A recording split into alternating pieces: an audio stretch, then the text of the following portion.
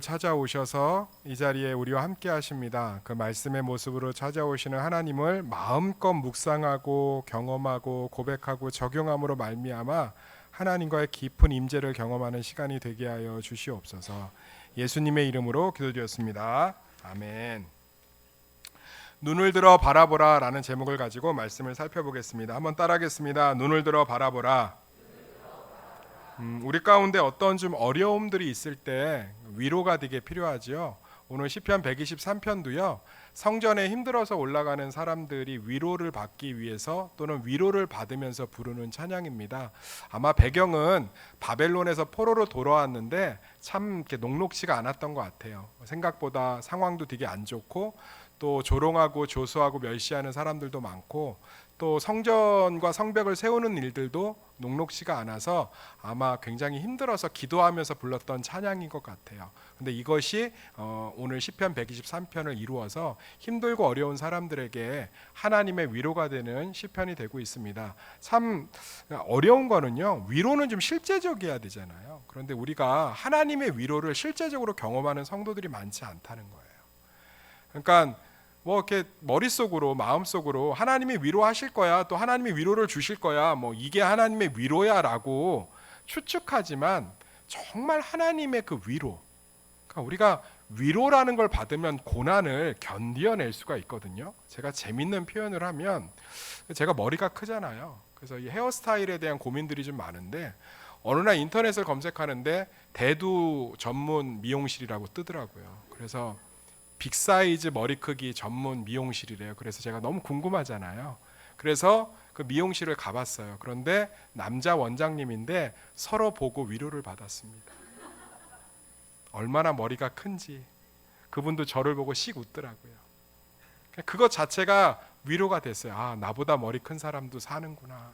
그래서 그 자리에 앉아 있으면서 서로 아무 말 없이 머리를 자르는 가위 소리만 들렸지만 서로가 충분히 위로를 받았습니다.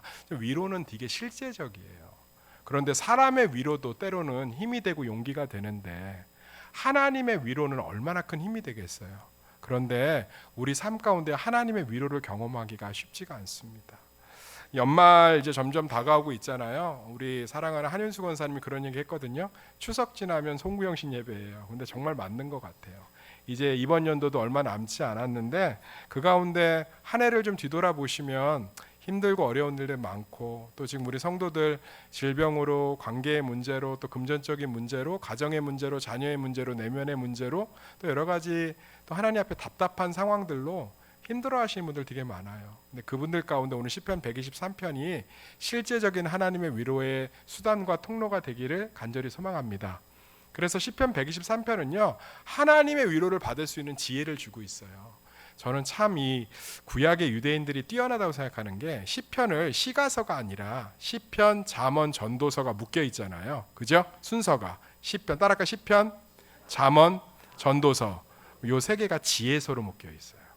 저는 참 유대인들이 탁월하거든요. 시편은 잘 읽어보면 지혜서예요. 거의 지혜서입니다. 그래서 시편, 잠언, 전도서는 정말 우리 삶 가운데 하나님의 위로를 구체적으로 경험하기 위해서 어떤 것들이 우리에게 지혜가 되어야 하는지를 잘 말해주고 있습니다.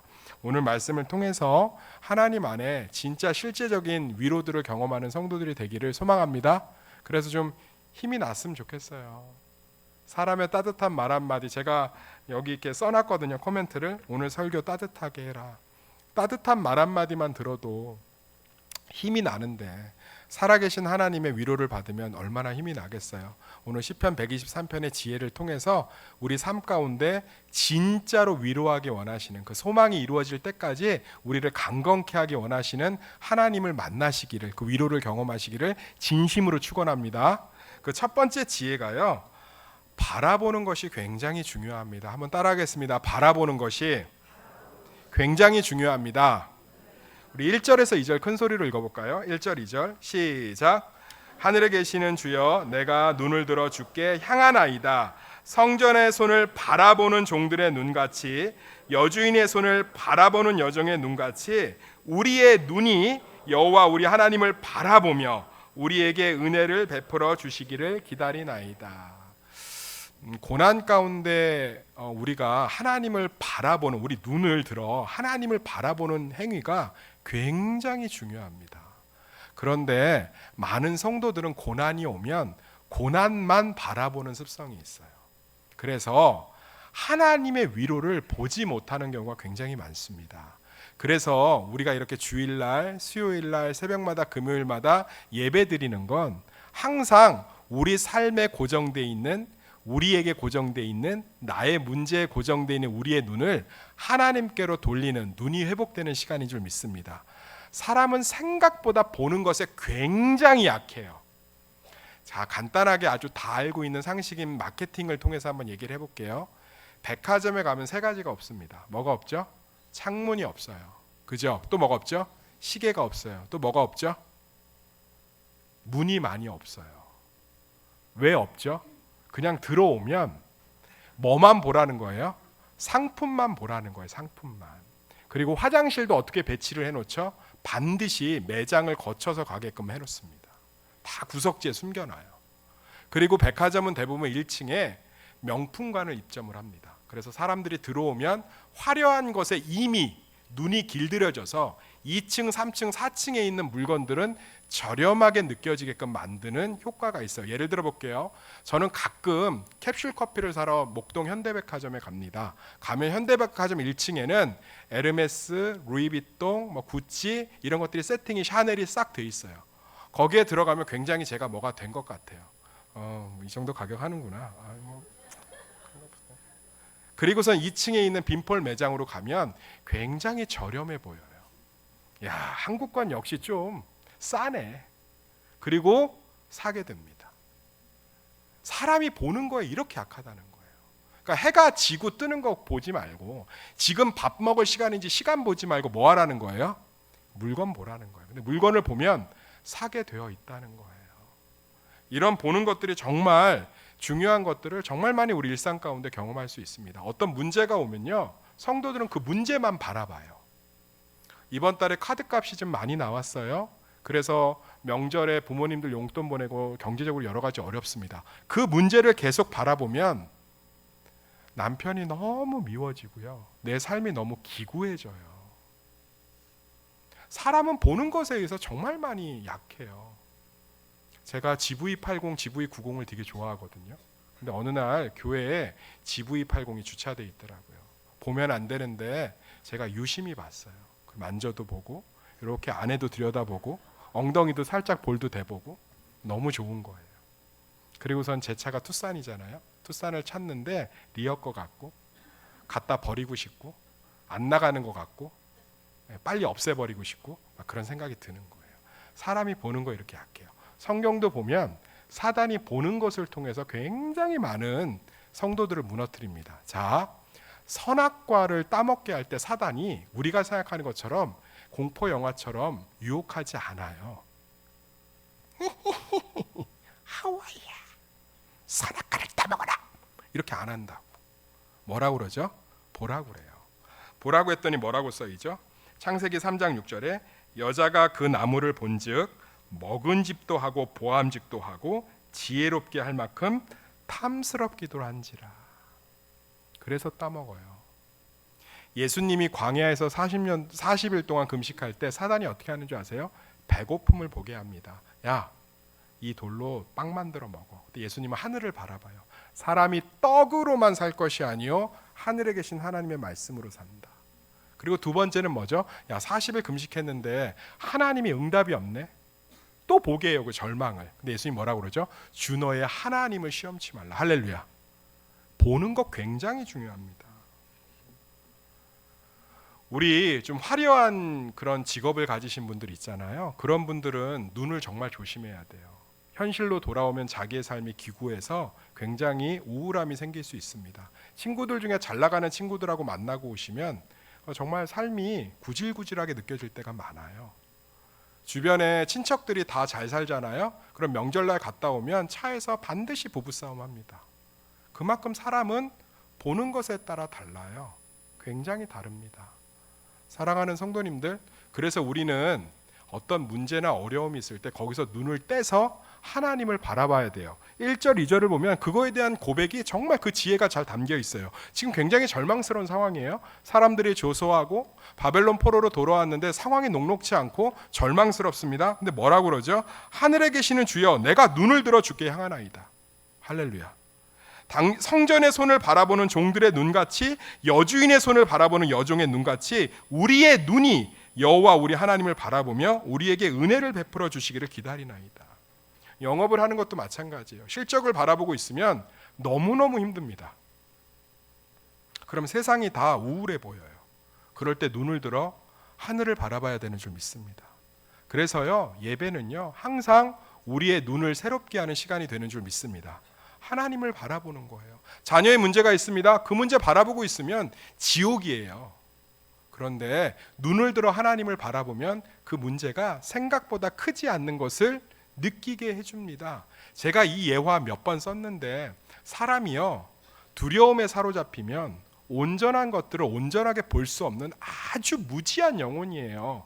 그런데 하늘을 바라보면 생각보다 상황들이 여유롭게 보이고 은혜가 차고요, 하나님의 위로들이 보여요. 제가 예전에 이 예화를 몇 번 썼어요. 예전에 제천에 있는 기도원을 가는데, 그때 대학생 때였을 거예요. 그때 렌트카를 해서 제천에 아시는 목사님이 기도원을 시작했다고 해서 내려가는 길인데, 지금이야 이렇게 가로등이 많지만 예전에는 시골만 가도 가로등이 많이 없었습니다.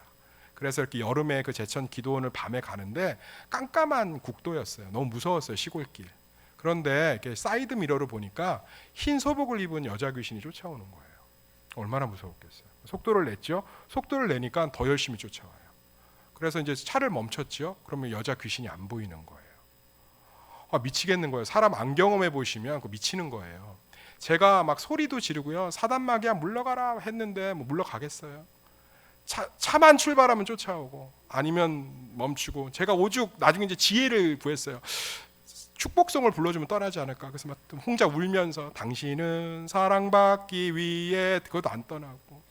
나중에는 그래, 네가 얼마나 억울하면 나를 쫓아오는지 목사를 들어보자고 차를 멈춰서 내려서 가봤더니, 차 뒤에 놨던 두루마리 휴지가 창문을 더운 여름에 이렇게 켜고 달리니까 풀려서 밖에 나가서 차가 달리면 사이드 미러로 팔랑팔랑 보인 거고, 차를 멈추면 휴지가 어떻게 되는 거예요? 가라앉은 거야. 근데 저는 그게 뭘로 보인 거예요? 흰 소복을 입은 처녀 귀신으로 보인 거죠. 이게 지금 웃으면서 얘기하지만 그 순간에 저요, 죽다 살았어요. 떠나질 않아서. 두루마리 휴지도 두려우면요, 무섭게 보여요. 사랑하는 성도님들, 생각보다 보는 거의 싸움에 하나님의 위로가 달려 있습니다. 사단은 끊임없이 문제를 보게 해요. 사단은 끊임없이 그 사람을 보게 합니다. 사단은 끊임없이 현실을 보게 해요. 사단은 끊임없이 절망을 보게 합니다. 그런데 오늘 시편 123편이 명확히 얘기해요. 눈을 들어 여호와를 바라보나이다.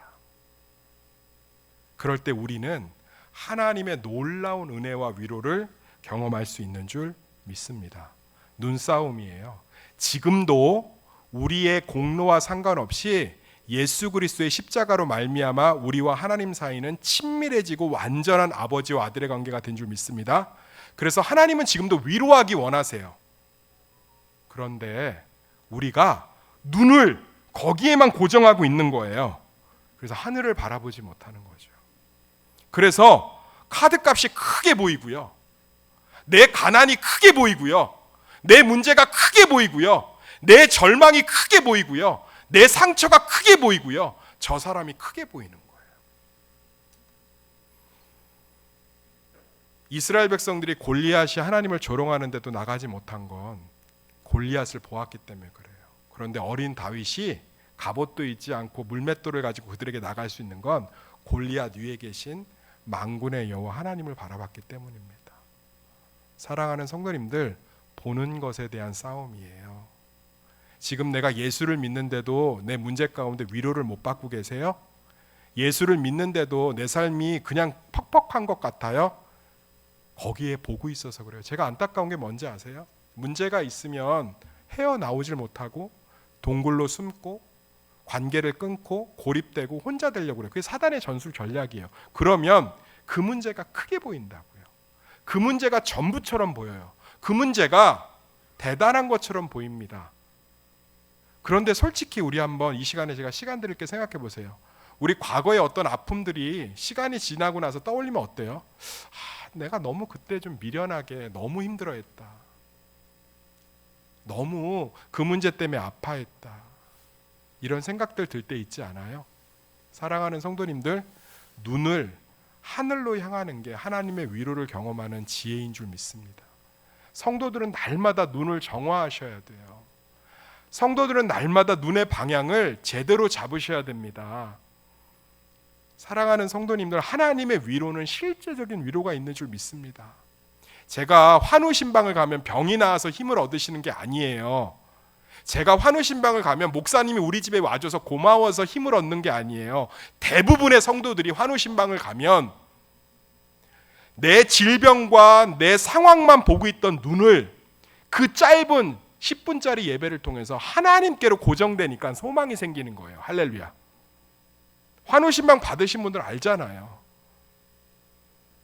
그렇다고 목사가 매일 가서 예배 드릴 수 없잖아요. 목사가 가서 매일 기도해 드릴 수 없잖아요.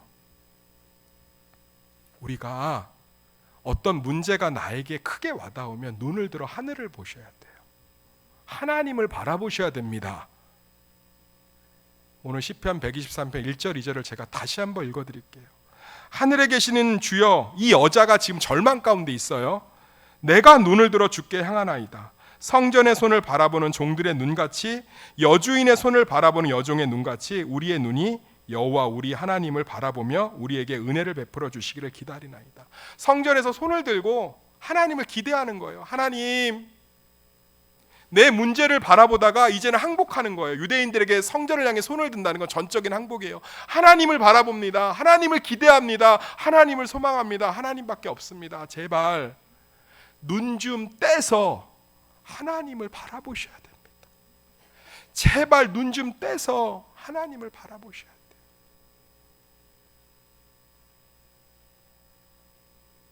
눈을 떼서 하나님을 바라보셔야 돼요.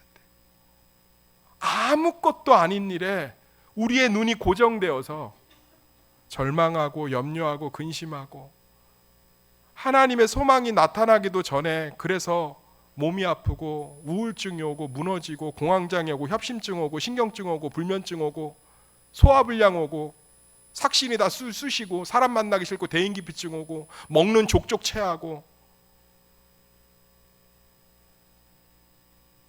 얼마나 비참해요.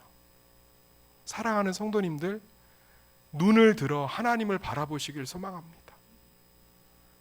그러면 우리 삶 가운데 하나님이 주신 놀라운 위로가 실제적으로 하나님의 소망의 때까지 우리를 강건케 하는 줄 믿습니다.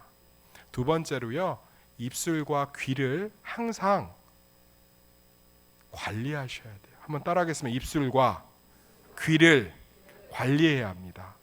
우리 3절 4절 읽어볼까요? 3절 4절 시작. 여호와여 우리에게 은혜를 베푸시고 또 은혜를 베푸소서. 심한 멸시가 우리에게 넘치나이다.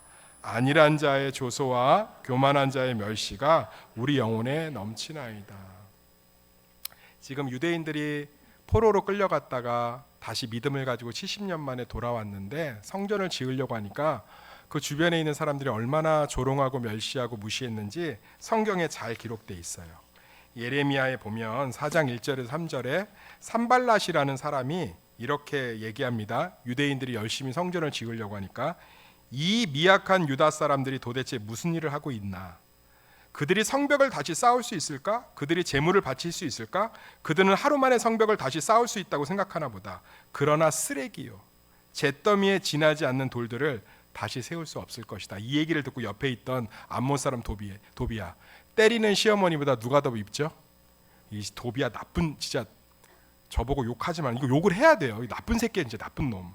뭐라고 그러냐면 산발렛 곁에 있다 이렇게 말했어요. 그들이 쌓고 있는 성벽은 여우 한 마리가 올라가더라도 무너지게 될 것입니다. 참. 그런데 이 여인이 이런 이야기를 듣고 하나님 앞에 토로하면서 자기의 귀와 입술을 관리하고 있습니다. 자기 귀로 들은 것들을 믿음의 눈으로 걸러들으면서 여호와께 뭐라고 그러죠? 3절 볼까요? 시작. 여호와여 우리에게 은혜를 베푸시고 또 은혜를 베푸소서. 심한 멸시가 우리에게 넘치나이다. 이것을 듣고 절망의 말들을 쏟아내는 게 아니라 거봐 여우 한 마리가 올라가도 무너진대. 저 쓰레기 더미로 뭘 만든대. 야 돌들을 봐라. 이거 성벽 지을 돌 하나도 없다. 다 무너뜨려 나가고. 그렇게 한 게 아니라 여호와여 은혜를 베푸소서. 사랑하는 성도님들 걸러 들으셔야 돼요. 예수님이 십자가에 못 박혔을 때 사람들이 뭐라고 그랬죠? 자기 죄가 아니라 이 사람들의 죄, 우리들의 죄로 십자가에 못 박혔는데 뭐라고 조롱했죠? 다른 사람을 구원할 수 있다더니 지는 구원 못하나 보다. 저 같았으면 뭐라고 했겠어요? 너 조금 이따 봐. 내가 부활하고 나서 너 기다려. 너 주민번호 적어놓고 가. 전 그랬을 거예요. 근데 예수님은 걸러 들으세요. 믿음의 눈으로. 하나님 저들이 하는 일을 저들이 알지 못합니다. 저도 이 방법 써갖고 목회의 은혜 많이 누립니다. 성도들이 참 가슴에 피 맺히는 말들 할 때 있거든요. 우리 교회 성도들은 안 하세요. 진짜로. 근데 목회하다 보면 제 경험상 우리 교회 성도들은 안 하세요. 제가 분명히 했어요. 우리 교회 성도들 한다고 했어요? 안 한다고 그랬어요? 안 한다고 그랬어요. 또 추측하고 또 막 문자 보내서 누구죠? 막 이런 거 하지 좀 마세요. 내가 어떻게 또 맞다고 얘기를 해. 누구네? 막 이런 거 이걸 왜 보내요? 그럼 내가 거기다 놓고 걔예요? 이렇게 얘기를 어떻게 해? 보내지 마세요. 우리 교회 성도들은 없습니다. 그러면 제가 이렇게 제 귀를 관리해요. 하나님 저분들이 잘 몰라서 저렇게 얘기하세요. 그러면요 상처와 절망이 저를 붙들지를 못해요. 붙들지를 못한다고. 사랑하는 성도님들 귀, 입을 관리하셔야 돼요. 얼마나 많은 사람들이 우리의 심령들을, 우리의 상황들을 조소하고 멸시하고 얼마나 많은 이야기들이 부정적인 이야기를 들어요. 아내와 남편에게도 부정적인 얘기와 조소와 멸시 들을 때 많지 않아요?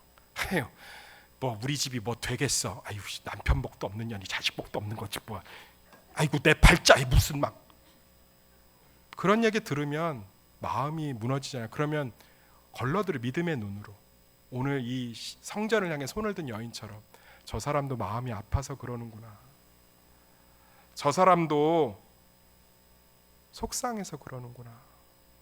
찡찡대는 사람 이야기 들으면 어때요? 되게 사람 기빨려요. 쉽지 않아요. 찡찡찡찡찡찡 그냥 계속 찡찡대고 있는 거.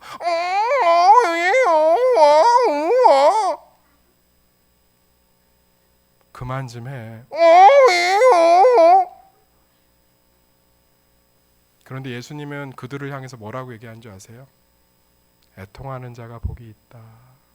위로를 받을 것이다. 가난한 사람들이 옵니다. 예수님 산상수훈 설교할 때가 한 3시 정도, 오후 3시 정도 되건 3시, 4시? 오후 3시, 4시에 거기서 예수님 설교 듣고 있으면 우리 교회 부흥집회 3시, 4시 하면 성도들 오겠어요? 일해야 되는데. 진짜 그 당시도 마찬가지. 3시, 4시가 제일 바쁠 때예요. 거기 모여있는 사람들 가난한 사람들이에요. 일자리가 없는 사람들, 실직자들, 병든 사람들. 근데 예수님 어떻게 그들을 보고 있는 줄 아세요? 가난한 자가 복이 있다. 사랑하는 성도님들, 우리는 생각보다 우리 입술과 눈과 귀를 관리하지 못해요. 그래서 하나님의 위로와 하나님의 소망을 바라보질 못해요. 목사님, 전에 그런 아픔이 있었기 때문에 저는 이 아픔 가운데 또 이렇게 겪을 거예요. 그렇게 입술에 고백을 하는 순간 진짜 두려움이 임해요.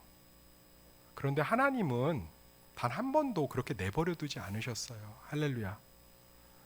목사님, 전에 그 아픔 가운데서도 하나님께서 나를 새롭게 하셨기 때문에 이번 아픔은 더 새롭게 하실 줄 믿습니다. 똑같은 사건이고 똑같은 말인데도 이 시편 123편의 이 안타까운 아픔 가운데 있는 여인처럼 여호와여 우리에게 은혜를 베푸시고 또 은혜를 베푸소서. 심한 멸시가 우리에게 넘치나이다. 안일한 자의 조소와 교만한 자의 멸시가 우리 영혼에 넘치나이다. 그러면서 자기의 귀와 입을 하나님께 온전히 내어드리고 있잖아요. 거기서 놀라운 일이 벌어지는 거예요. 거기서 놀라운. 사랑하는 성도님들, 사단이 성도가 하나님의 위로를 경험하지 못하게 해요. 왜냐하면 그래야 주저앉아 있고 상처받고 예민해지고 싸우고 분란하고 머리 잡고 아파하기 때문에. 그런데 성령은 우리의 눈을 하나님께로 바라보게 하고 우리의 귀를 씻어주시며 우리의 입술을 하나님 앞으로 고정되게 하는 줄 믿습니다. 좀 걸러 들으세요. 한번 따라해 볼까요? 아파서 저러는구나. 속상해서 저러는구나. 못 배워서 몰라서 저러는구나. 예수님은 몰라서. 제가 오늘 곰탕인데 곰탱이라고 했잖아. 그러면 그렇게 생각하면 되는 거예요. 못 배워서 저러는구나. 목사가 곰탕과 곰탱이를 헷갈리는구나. 사랑하는 성도님들, 생각보다 눈과 귀과 입과의 싸움이에요. 사단은요, 우리의 눈을 문제만 보게 합니다. 사단은요, 생각보다 우리 귀를 통해서 상처되는 말만 듣게 해요. 사단은 생각보다 우리 입술을 통해서요, 절망의 말만 쏟아내게 합니다. 그런데 성령은요, 우리의 눈을 들어 하늘을 보게 합니다. 아브라함의 조카 롯이 아브라함을 떠났을 때 아브라함의 고개를 푹 숙여요. 재산도 잃고 아들처럼 생각했던 조카도 잃고. 그때 하나님 뭐라고 하는지 아세요? 따라할게요. 아브라함아, 눈을 들어 나를 보라. 네 조카보다 내가 더 낫지 않니? 성경에 정말 많이 나오는 게 뭔지 아세요? 눈을 들어 나를 보라. 너희 입술을 내게 고정시키라. 종교개혁자들이 부정적인 얘기를 들으면 항상 가서 귀를 씻었다고 그래요. 그 시간을 통해서 자기의 부정적인 이야기들을 믿음의 소리들로 바꿔가고 있는 거죠. 사랑하는 성도님들, 눈과 귀와 입술의 싸움에서 승리하셔서 하나님의 소망이 100% 이루어질 줄 믿습니다. 그때까지 즐겁게 강건하시기를 예수의 이름으로 축원합니다. 기도하겠습니다.